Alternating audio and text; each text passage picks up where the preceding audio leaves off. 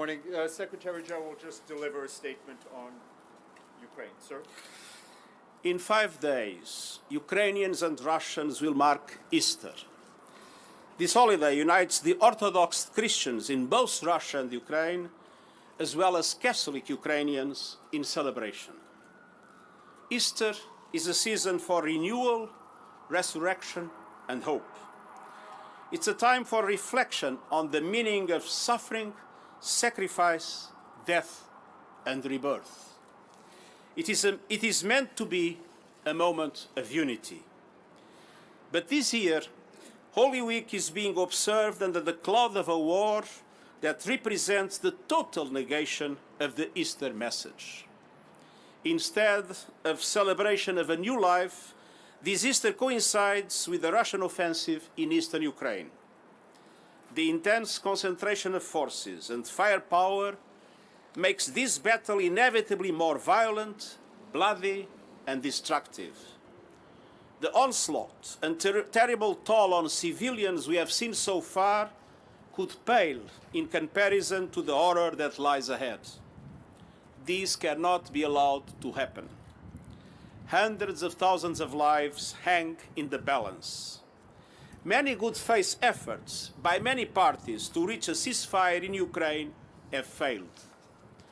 Today, I'm calling for a 4-day Holy Week humanitarian pause, beginning on Holy Thursday and running through Easter Sunday, April 24th, to allow for the opening of a series of humanitarian corridors.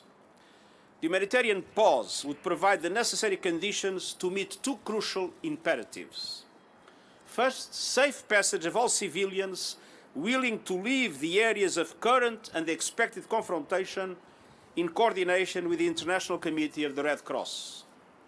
Second, beyond humanitarian operations already taking place, a pause will allow for the safe delivery of life-saving humanitarian aid to people in the hardest hit areas such as Mariupol, Kherson, Donetsk, and Luhansk. The United Nations is ready to send humanitarian aid convoys during this period to these locations, and we are submitting detailed plans to the parties. Humanitarian needs are dire. People do not have food, water, supplies to treat the sick or wounded, or simply to live day to day.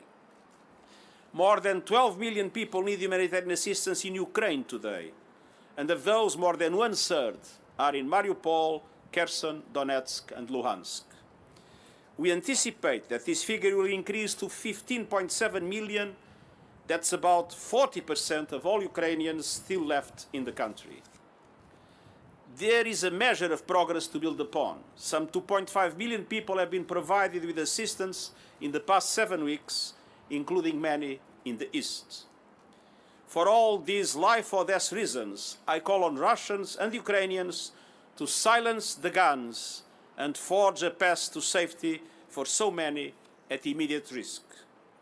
The 4-day Easter period should have a moment to unite around saving lives and furthering dialogue to end the suffering in Ukraine. This morning, the Emergency Relief Coordinator, Martin Griffiths, briefed the Ukrainian Council of Churches and Religious Organizations, including Orthodox, Catholic, Protestant, Muslim, and Jewish leaders. I welcome their support.